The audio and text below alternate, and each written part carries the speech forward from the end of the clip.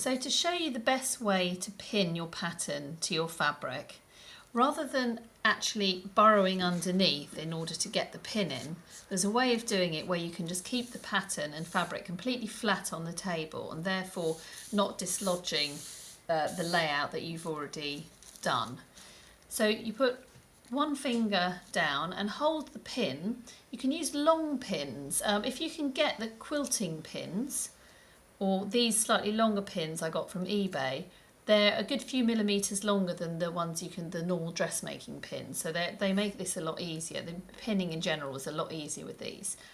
So push the pin into the fabric, holding with your thumb and middle finger, but use your second finger to slightly pivot the pattern and fabric up.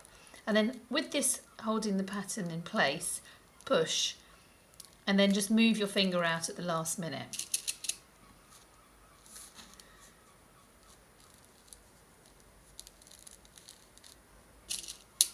So finger down, pin between thumb and middle finger, push the pin in and just pivot up a little bit. You sometimes have to roll your hand over to actually get the angle to pivot up with that finger.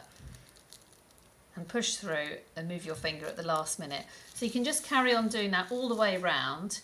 What I would do is probably pin this side first and then slowly pin down the other side, smoothing as you go to make sure you haven't added in any creases or lumps. And that's the best way to pin.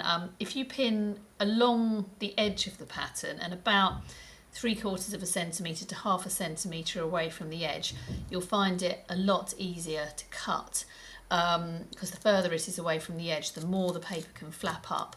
And in terms of how far apart you want to space them, well, you definitely want to pin to your corners, but spacing probably, I would say, about 1 inch or so between pins, and that should be much easier to cut.